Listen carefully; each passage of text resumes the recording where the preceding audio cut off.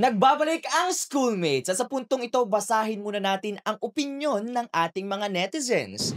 Sabi ni Rani Romano, lowering the age of criminal liability is not only punishing the offenders, it will also serve as disciplinary reminder that even at their youngest age, they should be aware of the possible consequences of their heinous actions.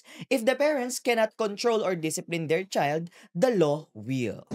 Sabi naman ni Lolita Ariate, I think the best age is 13 to make a teener to be liable criminally. In this generation of modern technology, a 13-year-old is already aware of his environment, bad or good. And at last, sabi naman ni George Baay, no, for me, 10 years old is too young to get jailed. Kids at this age are not fully developed, and we should also consider the poor justice system and police patola. Ano We yung can police patola? Nakakaloka yung police patola. we can lower the age but not 10 years old. Ayan, narinig na natin ang say ng ating mga netizens. At talaga namang maging sila hatirin ang kanilang mga saloobin at opinion ngayong episode. And with that, grabe, congratulations sa mga debaters natin. Correct. Dahil sa totoo lang, no, ang bawat debaters natin ay nagpakita ng galing Correct. sa talastasan at pagbibigay ng mga impormasyon at detalye na kung saan kapupulutan ng aral ng mga schoolmates Correct. natin na nanonood ngayon. Yes. At syempre, no, hindi lang siya tungkol sa kung sino yung panalo or talo sa isang debate, 'di ba? So mahalaga din yung matutong makinig kahit yung mga nagde-debate, 'di ba? Right, Para totoo. to ensure na tuhog kung ano yung sinasabi ko Yes. sa sinasabi mo, 'di ba? And of course, para Mm. masagot din kung ano yung idea na nabato sa'yo. Totoo. And with that, feeling ko, lahat tayo ay panalo na. Correct. Sana dun sa mga schoolmates natin, marami kayo natutunan about this episode. At of course, simulan muna natin. Anong thoughts mo doon, Jinx? So, Kaya pinag-uusapan nila kanina. Nag-note ako ng marami. Okay, Kasi love that. ang daming notes na na dapat masaloy kasi ang ganda ng mga nakuha nila. Pero first, magle-lay down muna ako ng mga real life situations. Like for Correct. example, Sige. ang sabi Yan kasi yung mga gusto natin marinig. ang sabi kasi ni Sir Kiko, the author of Juvenile Justice and Welfare Act, no, in-address niya na yung may mga maling impormasyon ang patungkol sa law na ito. Okay. Dahil, yes. given the situation of Maguwad killings. Okay, I've heard of that. Yes. Nare-remember nyo, no? Nare-remind nyo. Yung mga minors na pumatay sa mga Maguwad siblings na yon ay nahatulan as adults. Yes. Okay. At ngayon, nakulong na sila behind bars. Okay. Ayun. And also, no, pumasok din sa isipan ko yung reality, yung na-mention nyo kanina, science or public safety. Kasi sobrang ganda nun eh. Well, theoretically, no, magandang pakinggan yung mga dapat gawin and dapat implementa ng batas. Pero, mas kailangan din natin ng public safety. Correct. Kasi correct. kung puro tayo Siyensya. at pag-alam ng oo. theoretical na bagay, paano yung implementation nito at paano masisecure yung public safety ng bawat isa? And according to Kiko rin, no, ang sabi ni Senator Kiko, no, walang problema sa batas. Ang problema nito ay kung paano ito implementa. Correct. The implementation, the enforcement, no?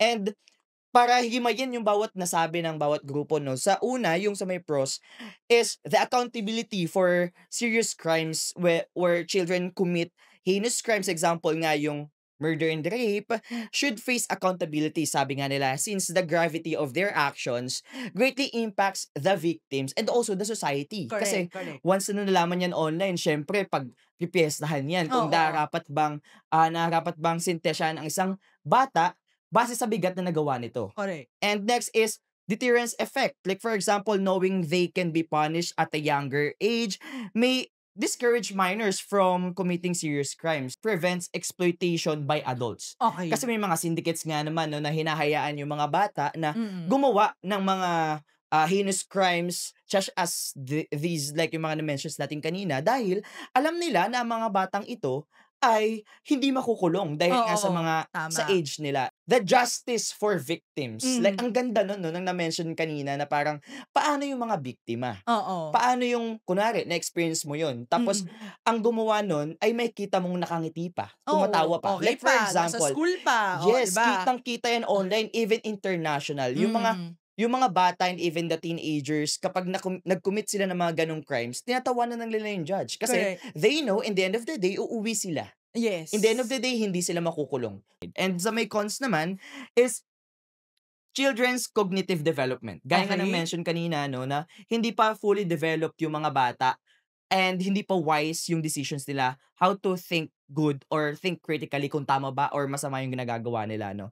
And I think with that kind of point, feeling ko mahirap din siyang sabayan kasi nga nabato rin, no, na paano pa tayo kailan pa tayo kikilos kung kailan ba nagawa na? So, dun sa mga sinabi ng mga debaters kanina, lahat kasi yon valid points. Right. Pero if you are to place yourself in a situation as a lawmaker, Mhm. at someone who's on the receiving end of the law, what is the definition of justice? Right. 'Di ba? Kasi at the end of the day, parang nagkakaroon lang ng pakialam ang mga kabataan pag apektado na sila. Yes. So, kung ikaw ba bilang kabataan, it's actually a question sa mga kabataan natin ngayon. How do you feel that your moral compass would be stronger? Mhm. Ito ba ay kapag meron ng nakapataw na batas na makukulong ka kapag ito yung ginawa mo or Totoo. hindi? Or do you feel that the rehabilitation factor really works? Kasi for some children who are not able to have that kind of guidance, that approach doesn't work. Right. 'Di ba? So parang paminsan injecting fear also helps teach accountability. So Mhm. actually in this scenario, payag ako na bumaba yung criminal liability. Actually, ako rin eh. Oo. So 'di ba Oo. parang tayo medyo nasusway tayo doon. Pero dun sa sinabi nung con kanina na what's wrong with the current justice system? Correct naman. Enforcement yung kailangan. Yes. But that's why for me, nung tinatanong kanina, ano dapat yung pinaprioritize ng government? Dapat sabay yun eh. Oo. Education tsaka family support programs. Kasi, kaya naman sila napupunta doon sa ganong uri ng circumstances. Anong ipapangkain mo sa mga kabataan? Yes, ang ganda diba? nun. Oo, Anong kanina. kakainin nila? Or, bakit sila papasok sa eskwela kung pwede na lang magnakaw na lang sila at makakain yung pamilya nila? Yes. Diba? So, remove that deterring effect Mhm. for them. Para, or rather, put that deterring effect for them. Para, kumbaga, ang iisipin nila, sige, gusto ko mag-aral. Rather than doon ako sa labas ng paaralan, gumagawa ng kung ano-ano. 'Di ba? So, parang, let's have that kind of approach na fair. Both to the victim, sa bata, at syempre dun sa pamilya. Kasi Yes. kung hindi yun holistic approach, at the end of the day, nagdagdag ka lang ng headcount sa loob ng prison. Totoo. At the end of the day, hindi rin sila mare-reform. Dadami lang yung kaya pang gumawa nun. Kung ngayon nga, hindi sila natatakot sa prison, what more? 'Di ba? Totoo. So, if it doesn't work, change the approach. 'Di ba? We're not being wise by using the same approach and expecting a different result. Yes. 'Di ba? So, kaya naman, schoolmates, maraming salamat, no? Sa lahat ng nakinig sa ating programa, sa debaters natin, and of course, sa BP Studios. Thank you so much po. Naging tahanan namin.